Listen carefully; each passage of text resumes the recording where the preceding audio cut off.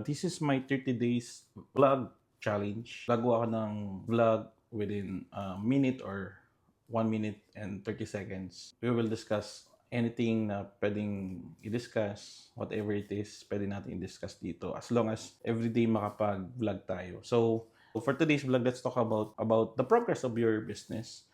If you are a new business owner and you feel na marami kang challenges, wala kang benta, I think that's okay sa ngayon, especially kapag bago ka kasi nagpapakilala ka pa lang.